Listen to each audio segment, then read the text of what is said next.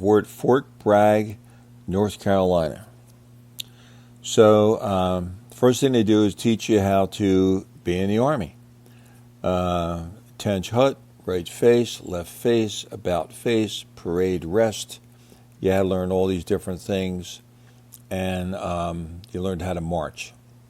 So that's what we did. You had your boots on. You learned how to shine your boots so they had a nice shine on them.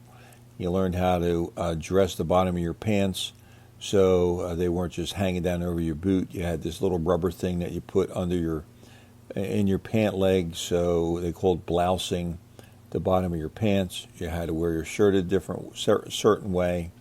Always had to be tucked in. You got a baseball hat that you had to wear. You got your dress uniform that you had to keep for graduation, I guess. And so we got all set up with that. And then the drill sergeants take over. Well, the drill sergeants, they're a different kind of guy. I mean, they scream in your face every day. Get in there in the morning, 6 o'clock in the morning, and they're shaking the bunks, dragging you out of your bed. You had to get up, get dressed, put all your equipment on. I mean, you had your canteens, you had shovels, you had your backpack. You had, I think it was called an M1 rifle. It was a 16-pound rifle. It was from World War II, and that's what you practiced with. We didn't get the M16s until towards the end of basic training. But you had to carry all that stuff with you everywhere. Now, I'm 6'2". I weighed about 210 pounds when I was drafted. When I left basic training, I weighed like 185. I was in good shape at the time. I mean, I wasn't out of shape. But they just ran you everywhere. In the morning, you got up and you ran for 5 miles, and you ended at the mess hall, which was right across the street from where you slept in the barracks. So that was it. Every day you had to run 5 miles. After breakfast, when you got to the mess hall, you had to line up in a formation. You took your equipment off and you set it down on the ground. And you always had to be next to and behind the same people all the time. You weren't allowed to change your position because then your equipment would get messed up and you'd be in the wrong spot. So you were all told you had to depend on each other. So we ran for 5 miles. You got into a formation, dropped your equipment. Now, if you didn't do exactly what you were told, you didn't get breakfast. Forget it. We would run another couple miles and go to the first training session. The first training session might be how to do self-defense. They would teach you some offensive positions, how to use a bayonet, how to fix the bayonet onto the weapon, how to take the weapon apart, how to clean it, how to repair it, how you could get somebody else's weapon who was no longer able to fight and take their weapon and your weapon and make a good one out of 2 bad rifles. So you were taught all those things. You were taught how to climb a rope, how to protect yourself against chemical warfare, how to protect yourself against nuclear explosion, which was crazy, because if it was a nuclear explosion, you had to use a canvas cover to cover yourself while you were in the foxhole. You weren't allowed to use your plastic poncho because a nuclear explosion would melt the poncho onto you and you'd be harmed by the molten plastic. So I don't know how much better the canvas was going to be, but that was the rule.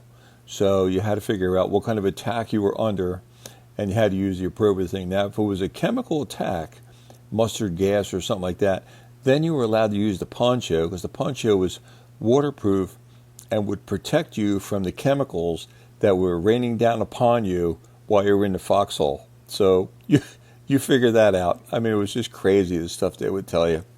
And you figure, you think to yourself, you're nuts, man. I'm not doing that. So that was the training that we got. It was all military, high-quality training. You did do some hand-to-hand combat, which was cool.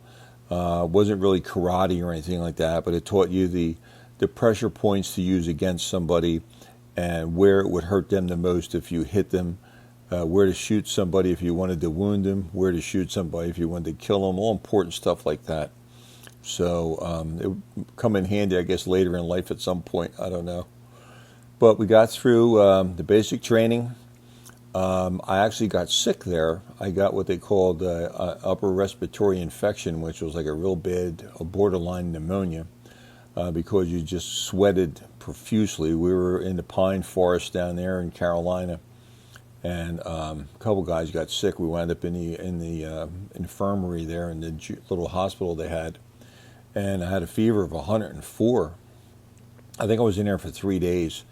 And what they would do is they would come around and put a thermometer under your armpit, and they had a male nurse.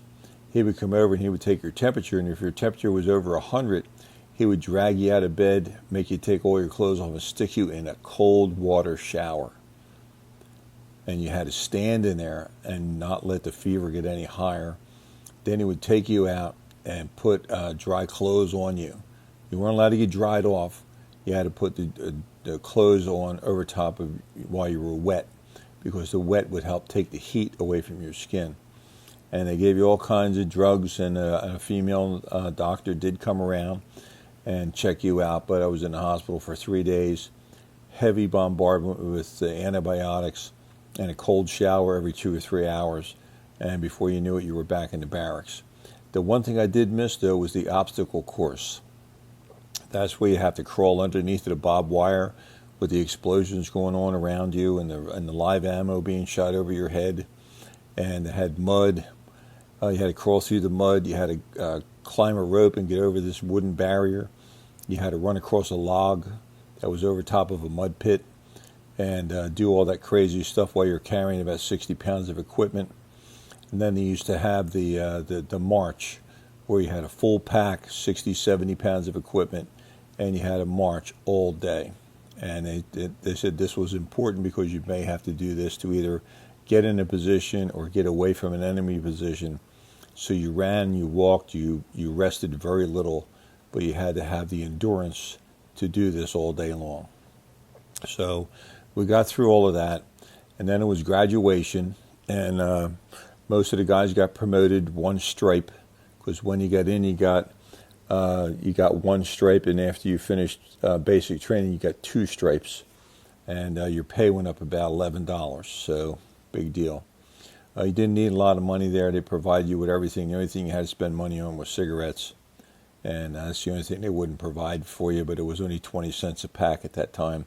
You can get a cart of cigarettes for $2, so it was pretty reasonable with that.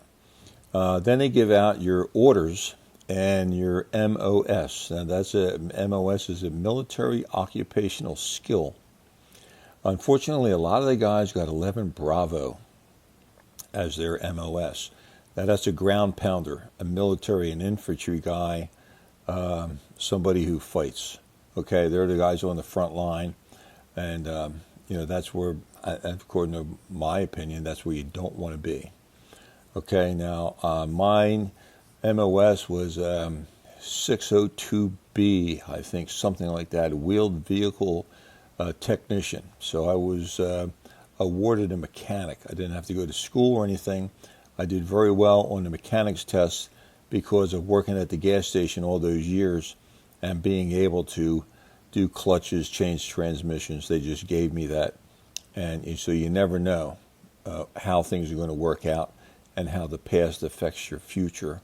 But I wound up leaving basic training in Fort Bragg, North Carolina, and going to Fort Benning, Georgia, and getting in the 118th Engineering Unit. And I was assigned to the Heavy Equipment Unit, which was 2.5-ton trucks, 5-ton dump trucks, and we had big trailers in the back of the 2.5-ton trucks. Now, pretty much what we did there on Fort Benning, Georgia, is an enormous base in Georgia. It's all military Army. It's also home to the 101st Airborne. So quite a few mornings we would get up 5 o'clock in the morning. You had to get down and get your truck ready, and we would go out to the drop site where the 101st Airborne paratroopers would drop in, and our job was to pick them up. We had a trailer They had to take off all their equipment, bundle it all up, wrap up their chute, because you had to pack your own chute, and put all that stuff in the trailer, load those guys in the back of the truck, to 2.5-ton truck. It was covered with canvas. It was still cold as hell back there. And drive them back to their base. They had to take all their equipment out of the back, out of the trailer, and go in and repack their chute and put everything away, and we just went back to the base. I guess I was there about 11 months, and then I got my orders that I was going to be shipped over to Vietnam. My next tour of duty, my next year, the last year, was going to be somewhere in Vietnam. I had a report date where I had to report to the base in San Francisco. I think it was Oakland, actually, and not in San Francisco, but right near there. Oakland, California, to the military base there. And I had to be there, I think it was January, I forget what year it was, 68, I guess, and or 69. I had to be at Fort, in the Oakland area at the base there. I forget the name of the fort. We had to be there and get ready to get our assignments of where we were going to be sent in Vietnam. So that was my next adventure. I went home for a couple weeks on leave, and I had to travel in my military uniform. And at that time, it wasn't really popular to be in the military. A lot of people were disrespectful to you, baby killers. Why didn't you just be a draft dodger? That kind of stuff you used to get all the time. So that was my next adventure, was to go home, spend a couple weeks with the family, and find my way out to Oakland and await my assignment in Vietnam.